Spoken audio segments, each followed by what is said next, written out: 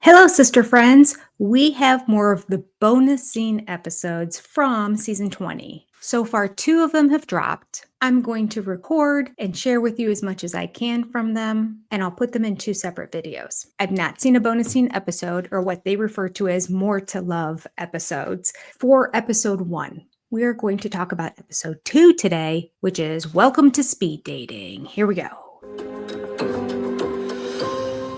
All right, so this is the one that opens up where Mary's getting ready to do the speed dating. Okay, so in this extra scene, we have Jen sitting there doing the questioning. Now, we saw a little bit of that on the show, but here they show a few more questions that she asked her. So she asks, what is your go-to comfort food or favorite dish? Mary has to make a decision here.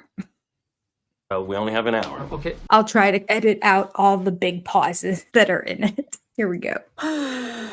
It's not just cheese balls. I can't call it just cheese balls. Brazilian cheese bread. Brazilian cheese bread. Yeah. So she comes up with an answer, and Jen helps her out with exactly what her favorite food is. Well, what it's called anyway. She knew what it was. I don't know what Brazilian cheese bread is, but it sounds really good. And if anybody has a recipe for Brazilian cheese bread, please write it in the comments down below. Okay, we have a little philosophy from Mary next. Oh, no. A little bonus scene philosophy where Mary's explaining you have to be in a place to meet people, and she doesn't really live in a community where there's a lot of options in terms of dating. On top of that, she works from home, so she doesn't have a workplace where you oftentimes will meet somebody. Just pre-prepared, there's a lot of you knows in this. It's very Robin-esque. Just warning you ahead of time. You know, when you're in your teens and your 20s, you know, like you're going to college or you're going, you know, you're in the workplace or you have this friend group and you go to, you know, parties or nightclubs or whatever it is you do, church. You know what I mean? That was it. That was what she said. Okay, we cut back. Jen asks her, name a song that puts you into a good mood. I always lose the music games. Yeah. I always lose the music games. I never can think of the names of the songs. I'm really happy that Jen is doing this prep work with Mary because she does not seem prepared. They really should have done this like a week ago, figured out what her answers would be, and then rehearsed them as well. And then came up with more questions, possibly. I don't know. I live in a very small town and I work for myself. And so I'm not even in a workplace setting. You know what I mean? So what's the solution, Mary?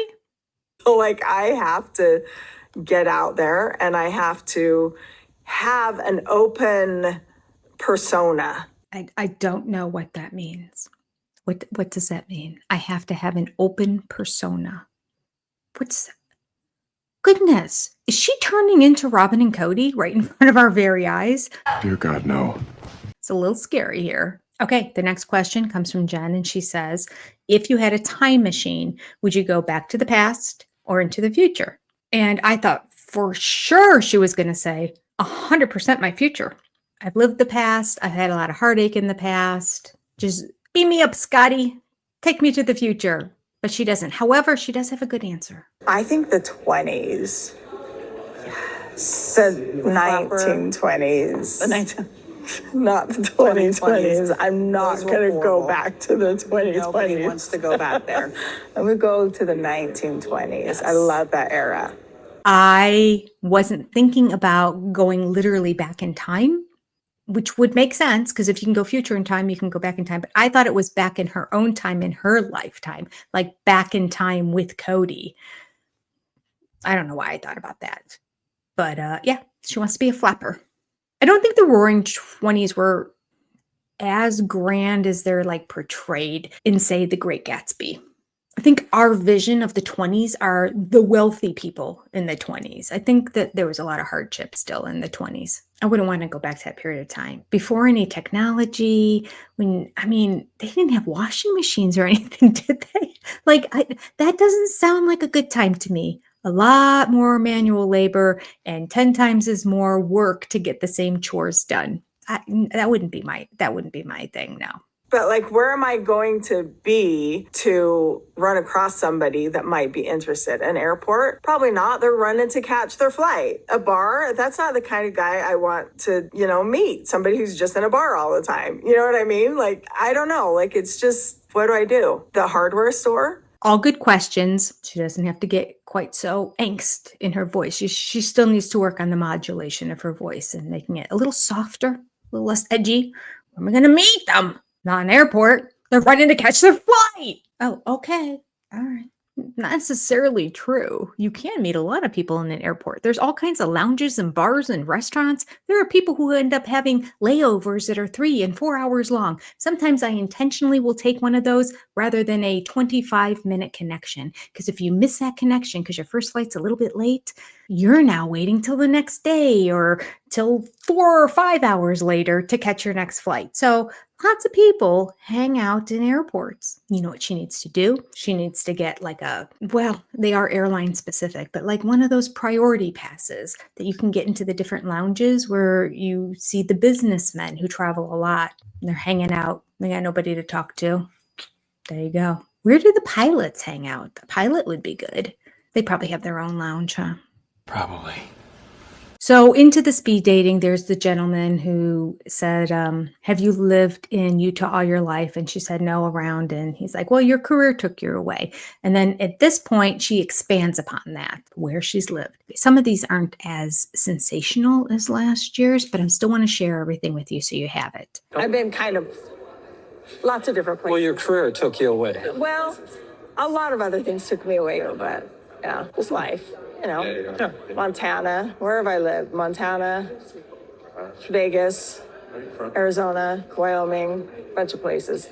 I am not rushing this process, and also I'm 54. You know what I mean? I don't know what you mean, Robin. Like, I'm not jumping into it. I'm not going to move fast.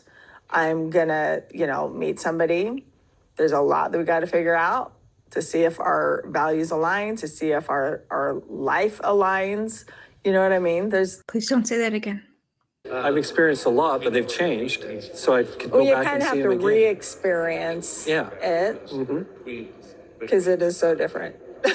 Like every time I come up here, I feel like there's a new building and a new road and, So then we have the scene where Mckelie was a little bit snarky towards the camera, explaining that her mother's a little bit sad that she's moving to North Carolina because, she's going to miss out on all those early years. But she's really sad because she's definitely going to miss out on a lot of the years that my kids are young. It just seems like such a dig, not even passive, just a dig. Like she's missing out because we're moving. Yeah, that's it.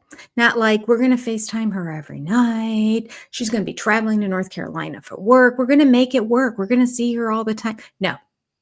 So it was a little mean. But then we go from there into Mckelie in the kitchen making fun of her mom for being sad.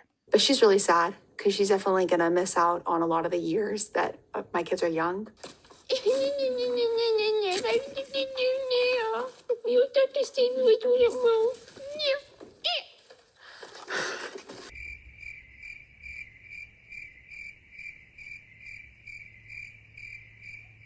It's endearing. So Mckelie goes on to explain why it is she's leaving. Again, I don't know, it's probably the 5th time we've heard it, but different words again. This is why Mckelie's leaving. I know it's better for you. No, it's just, it's a lot. And I know nobody's happy that I'm leaving. However, I think it's a really good opportunity for my kids and for me. She's moving because it was a really good opportunity for her kids and for her to leave the home that they know and leave the grandma they love. It's not a great opportunity for your kids. Okay. Like this is disingenuous. Just throw Tony in there at least. Before my kids are old enough that they have made roots. They have not made roots. With her saying, we have to move before my kids make roots, they have not made roots, they haven't gone to school, they don't have established friends and all that, implies once they're there and they're starting enrolling in school and whatnot, they're not coming back because now they have roots. So this is really kind of a sad scene now that I think about it, because this is Mckelie basically saying, we're moving before it's too late and we can't move. But once we move there, it will then be too late and we won't be able to move again. It's a good timing to figure ourselves out and figure what we want to do out before our kids have bloomed. It's a time for us to figure ourselves out. This new generation mumbo jumbo. That's what it is. Okay, Boomer. We need to go to figure ourselves out. We need to travel thousands of miles away from you, Mom, so we can figure ourselves out. Can you just say you're doing it for Tony to play chess in hopes and prayers that he will get better and he will get to the point that he'll have a career that will sustain the family? On her Patreon, Mckelie has never showed up, and she usually comes after work. She has never showed up and said, wow, it was a great day at work. I love my job. Never. I know Christine said they always planned for her to be the one to go to work full time and Tony would stay at home and watch the kids. I'm here to play chess. But she doesn't appear to love her job. She only complains about it. Like, I mean, that's the majority of people who work, right? So I get it, but like, she does complain about not having enough time with her kids, et cetera, et cetera. I don't know. I feel deep down inside, if tomorrow Tony suddenly figured out how to be like the smartest chess player in the world and he went up to number one and he was making all this money, she's like, okay, peace out. I don't think it's that she desperately wants to be the breadwinner. I think that's just what they decided between the two of them because there is no other option. He is incompetent. Never get old out of jobs. Tony convinced her that if he kept playing chess, he'd be good enough to make a ton of money in it. You know, one of those pie in the sky. Like most of the kids who graduate now from high school all just want to be podcasters and YouTubers. And they all think they're going to make hundreds of thousands of dollars doing it. Maybe even millions. They're in for a rude awakening. Not going to happen. Okay. Then you and I will have the other lot. And then all four of us on this lot and all four of us on this lot. I don't know how she can take him seriously with those spaghetti noodles flipping around in front of his face, like hanging down in front of his face while he's talking. Oh my gosh, I'm so annoyed by it. Oh. And that literally makes us each 25% owner of the entirety of Coyote Pass. Yeah. Now that we want to sell the property, we're going to put everybody on the title so that everybody's titled equally. So when the properties sell, everybody gets paid equally. But we don't even know if it'll sell. All right, that was not a more to love bonus scene. That was just part of the show. I don't know if I made a mistake and hit record instead of stop or something. But we got a chance to see the spaghetti noodles hanging down, so that's great. Rigatoni, maybe I should say. No, that's not rigatoni. What is it? Fusilli? I don't eat pasta, so I don't know the names of them. No, I'm so sorry to waste your time. We're just going to stick with fusilli because it's silly.